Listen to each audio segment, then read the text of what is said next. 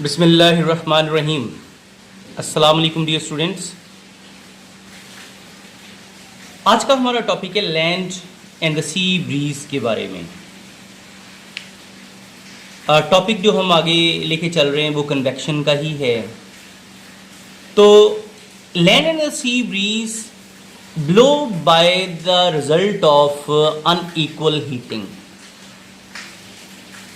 यहाँ जो बात कर रहे हैं ना अनइक्वल हीटिंग की, उससे मुराद भला क्या है कि हम किसी ऐसे इलाके की बात करने जा रहे हैं जहाँ पे दो मुख्तलिफ मीडियम्स मौजूद हों, दो मुख्तलिफ चीज़ें मौजूद हों जिनकी स्पेसिफिक हीट कैपेसिटी में एक बहुत बड़ा डिफरेंस हो, और वो हैं कोस्टल एरियाज।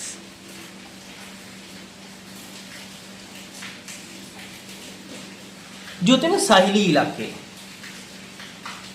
उसमें खुश्की और जो पानी है वो इकट्ठे मौजूद हैं।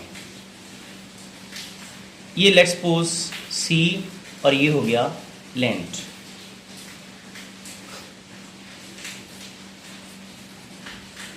अगर हम बात करें ना डे टाइम की, डे टाइम में सूरज की रोशनी इस पे भी पड़ रही है और इस पे भी पड़ रही है, लेकिन यहाँ जो चीज़ जिसको वो गर्म कर रही है वो है पानी। पानी की जो स्पेसिफिक हीट कैपेसिटी है वो 4200 जूल पर केजी पर केल्विन है।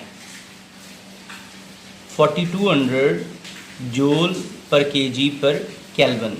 लेकिन जो लैंड है उसकी जस्ट कितनी है, 810 जूल पर केजी पर केल्विन।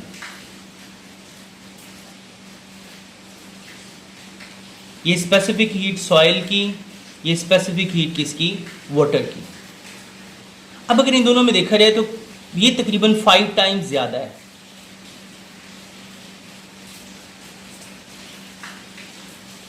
अब मैं इस चीज़ के बारे में आपको बताने जा रहा हूँ। मैं जिस चीज़ की जितनी स्पेसिफिक हीट ज़्यादा होगी वो ज़्यादा टाइम लेगी गर्म होने में और ज़्यादा ही टाइम लेगी ठंडा होने में।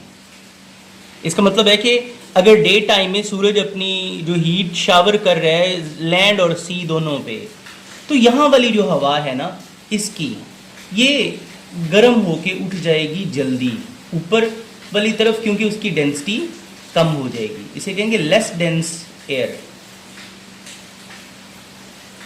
ये मूव करेगी ऊपर को। अब देखें हमारी ज़मीन पे अल्लाह ताला ने एक सिस्टम रखा हुआ है कि जहाँ कहीं एयर प्रेशर डाउन हो, किसी दूसरे इलाके से हवा उसकी तरफ मूव करना शुरू हो जाती है और उस रिड्यूस्ड एयर प्रेशर को कंपनसेट करने की कोशिश कर रही होती है। तो होगा क्या कि जो समंदर के ऊपर वाली हवा है वो इस एयर के मुकाबले में ज़्यादा डेंस होगी, भारी होगी। वो मूव करेगी इस तरफ को ताकि उस कम हुए हवा के दबाव को पूरा कर सके। अब ये साथ में क्या लेके आ रही है, वेपर्स भी ला रही है। ठीक है, इसमें क्या है, वाटर वेपर्स, जिसकी वजह से इस साहिली इलाके को साथ में ठंडा भी करेगी। ओके, तो डे टाइम में जो समंदर की तरफ से जो हवा मूव करती है खुश्की की तरफ, उसे कहते हैं सी ब्रीज। इस सी ब्रीज की वजह से जो डे टाइम का जो टेम्परेचर है वो मॉडरेट रहता है।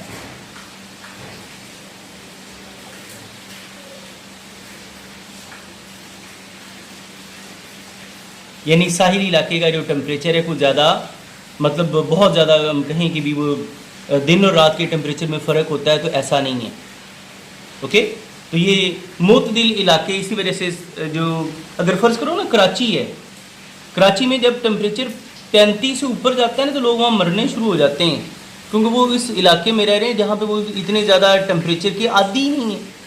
वो बात तो एक ही है ना कि फ़र्ज़ करो आप पोलर बियर्स हैं, वो पोलर बियर्स आपको पता है कि भी बर्फ़ानी रीज जिन्हें कहते हैं, पोल एरियाज़ में रहते हैं। आप उनकी स्पीशीज़ को वहाँ से उठाएँ और डायरेक्ट पहुँचा दें हमारे इन इलाकों में, किसी रेगिस्तान में ला दें, एक दिन भी नहीं निकालेंगे, वो मर जाएंगे। क्यों? वो उस माहौल के आदी हैं। ठीक है, यानी अडेप्टनेस आपने छोटी क्लासेस में पढ़ी है, आगे आप पढ़ेंगे कि हर चीज़ अपने एनवायरनमेंट में अल्लाह ताला ने जहाँ एक बैलेंस एनवायरनमेंट, हर जगह पे बैलेंस अल्लाह ताला की तरफ से हर चीज़ में हिकमत है, तो हर चीज़ अपने माहौल को अडेप्ट कर चुकी होती है। आप उसमें डिस्टर्बेंस लाते हैं तो आपका मतलब हम सारे इंसान, हम उनका जो नेचुरल डिस्टर्बेंस जब ख़राब करते हैं तो वो उस स्पीशीज़ उस इलाके से ख़त्म होना शुरू हो जाती हैं।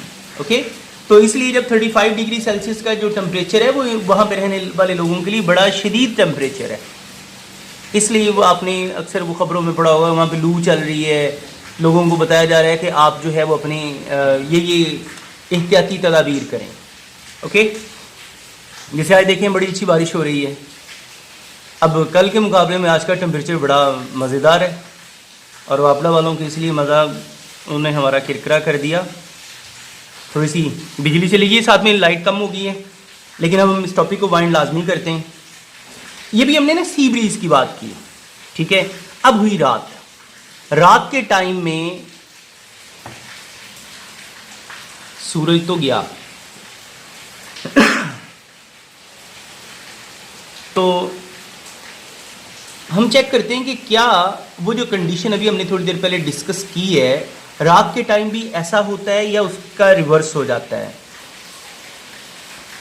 टॉपिक मैंने स्टार्ट इस तरह किया था कि जिस चीज़ की जितनी ज़्यादा हीट होती है, यानी जितनी स्पेसिफिक हीट होती है, उतना वो ज़्यादा टाइम लेती है गर्म होने में, उतना ही ज़्यादा टाइम वो लेती है ठंडा होने में। तो अगर पानी ज़्यादा टाइम लेगा गर्म होने में तो ज़्यादा ही टाइम लेगा ठंडा होने में। इसके मुकाबले में ये जो मट्टी है, रेत है, जो साहिली इलाकों पे आमतौर पे रेतले इलाके होते हैं, उसकी स्पेसिफिक हीट जो है वो कम है। ये बहुत जल्द ठंडा हो जाएगा, बहुत जल्द क्या हो जाएगा, ये रात के टाइम ठंडा हो जाएगा। जब ये बहुत ज़्यादा ठंडा हो जाएगा, ये देर से ठंडा होगा, तो यहाँ वाली हवा की जो डेंसिटी है वो लो हो जाएगी और इधर से हवा उठ जाएगी ऊपर। ओके, तो इस जगह को, इस खला को पुर करने के लिए हवा मूव करेगी किधर से, लैंड से सी की तरफ, क्योंकि यहां डेंसिटी हवा की ज्यादा होगी, क्योंकि टेम्परेचर इधर क्या है, लो इसके मुकाबले में। ठीक है, तो ये जो लैंड से सी की तरफ जो हवा चल रही है, इसे कहेंगे लैंड ब्रीज। ओके, तो at night time due to unequal heating due to convection, the air above the sea becomes less dense. That's why it moves upward. To compensate the low pressure, the high dense air will start to move from the land towards sea, and that breeze will be named as the land breeze. Night time में land breeze चलती है खुश्की से समंदर की तरफ, और day time में sea breeze चलती है समंदर से खुश्की की तरफ। इस वजह से जो साहिली इलाकों के जो टेम्परेचर में कोई बहुत बड़ा दिन और रात में फ़र्क नहीं होता। ओके, तो अब हम थोड़ा सा एक और चीज़ बात करते हैं। आपने अक्सर ना ये ना हमारे इलाकों में तो ये स्पोर्ट इतनी नहीं है, ये जो इसराइल है ना, यरूशलेम में बहुत ऊंची ऊंची स्टीप माउंटेन्स हैं। स्टीप माउंटेन्स का मतलब एक माउंटेन होती है ऐसी, ये ऐसे जा रही है, ठीक है। एक माउंटेन होती है कि एक तरफ से बिल्कुल यूं इस तरह अमूदन होती है और दूसरी तरफ यूं ऐसे होती है, इन्हें कहते हैं स्टीप माउंटेन्स, अमूदन।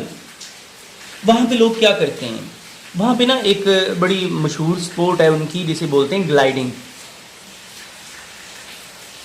वो ग्लाइडिंग दो तरह से करते हैं, ह्यूमन ग्लाइडिंग भी है, यानी वो ह्यूमन ग्लाइडिंग से बोला क्या मुराद है यहाँ पे, कि वो ना एक सूट, विंग सूट उसे कहते हैं, वो पहन लेता है बंदा। यानी उसको जब वो यूँ अपने बाजू फैलाता है तो उसके पीछे जैसे परिंदों के परों में होता है ना सिस्टम, तो वो पैराशूट का सूट होता है, उसमें वो परों वाला एक सिस्टम जो है वो आ जाता है, जिसमें हवा का जो है वो समझ लें उसको पुश देती है ऊपर को, आप थ्रस्ट देती है। यहाँ से भागते आते हैं, यहाँ से छलांग लगा देते हैं और वो आराम से उड़ रहे होते हैं उस पूरे इलाके में। दूसरा, ग्लाइडर बेसिकली है क्या? ग्लाइडर बेसिकली एक स्मॉल एरोप्लेन है जिसके अंदर इंजन नहीं होता। जिसके अंदर इंजन नहीं होता। उसकी शेप ऐसी ही होती है कि एक तो कोनी सी शेप में नीचे उन्होंने स्टैंड लगाया होता है, उस स्टैंड में बंदा मतलब यूँ समझ लें लेट गया होता है और इधर से उसने जो है उसको पकड़ा होता है। इसी तरह ऊंची पहाड़ी से वो यूँ छलांग लगाता है, तो ये पैराशूट का बना हुआ सारा सिस्टम है। तो हवा जब इसके ऊपर लगती है ना तो इसको एक पुश देती है ऊपर की तरफ, जिसकी वजह से वो काफ़ी देर तक जो है वो उड़ सकते हैं। Okay, so what is glider? Glider is basically a small aeroplane without engine, यानी इसमें इंजन वगैरह का कोई निज़ाम मौजूद नहीं होता। अब ना जो ज़मीन है ना, मैं एक मिसाल देता हूँ। फर्ज करो कि भी ज़मीन का ये इलाका रेगिस्तानी है, सैंड है यहाँ पे, और ये बेसिकली किस चीज़ पर यानी डेजर्ट एरिया है। और एक जो है वो समझ लें मीडोज़, जैसे पाकिस्तान में बहुत खूबसूरत जो है वो तफरीही मुकाम है फेरी मीडोज़। अच्छा, यानी ये मीडो है, चिरागा जिसे बोलते हैं। चिरागा वो होती नेचुरल ये चिरागा है, इसमें ना बहुत खूबसूरत किस्म के जो दरख्त हैं वहाँ पे, और ये मट्टी के पहाड़ हैं जहाँ पे सब्ज़ा उगा हुआ है। ठीक है, बहुत खूबसूरत है। मैं आपको सजेस्ट करूँगा अगर कभी जाएं तो, यानी अगर आप इन एरियाज़ में हो तो इस इलाके को लाजमन जो है वो आप उस पर सैर करें। लेकिन ट्रैकिंग बहुत ज़्यादा करनी पड़ेगी, ख़तरनाक तरीन सफ़र है इस इलाके का। ओके, तो फिर मैं कभी आपके साथ इसकी वीडियो शेयर करूँगा। तो अभी हम इस पे आते हैं। ये सैंड है, ये है किसी यानी ऐसा इलाका जहाँ पे चिरागाह है। अब यहाँ पे एयर प्रेशर क्या है ज़्यादा, आमतौर पे बादल रहते हैं। ठीक है, इधर क्या है रेत। जब धूप पड़ती है तो यहाँ से जो हवा है वो चलती है यूँ ऊपर, और ये जो ऊपर जाना है इसकी ये तरीकाकार होता है, ऐसे जाती है। फिर जब ऊपर बादलों में जब टेम्परेचर डाउन होता है तो वो आती है यूँ नीचे। जिस जगह वो नीचे आ रही होती है वहाँ एयर प्रेशर हाई होता है, जिस जगह से वो ऊपर जा रही होती है वहाँ पे एयर प्रेशर क्या होता है, ये इसकी अपवर्ड मूवमेंट है और ये इसकी डाउनवर्ड मूवमेंट है। ये हॉट एयर करंट है और ये क्या है, कोल्ड एयर करंट। अब ना आपने वो जो ईगल, वल्चर्स, हॉक्स, इस किस्म के जो परिंदे हैं ना, वो घंटों जो है ना वो बगैर परों को यानी हरकत दिए हुए वो आपको लगता है कि वो उड़ सकते हैं। वो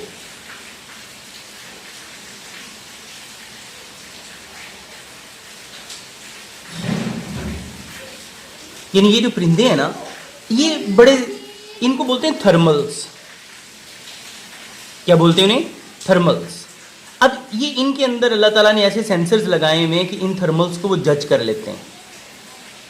अगर उन्होंने बगैर परों को फड़फड़ाए हुए ऊपर जाना हो तो उन हॉट एयर करंट्स के ऊपर वो सवार हो जाते हैं।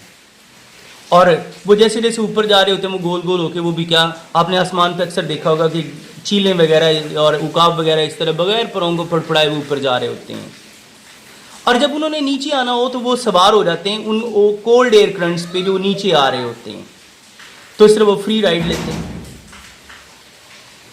ऐसे परिंदे जिनमें ये सेंसर मौजूद हों और इनकी मदद से वो ऊपर नीचे आ जा सकें बगैर फ्लिपरिंग ऑफ द विंग्स, यानी बगैर उनको परों को फड़फड़ाए हुए, उन्हें बोलते हैं थर्मल क्लाइंबर्स,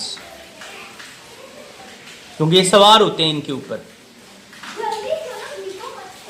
और इनमें जो मैंने कुछ परिंदों के नाम लिए वो एक्सपर्ट थर्मल क्लाइंबर्स हैं।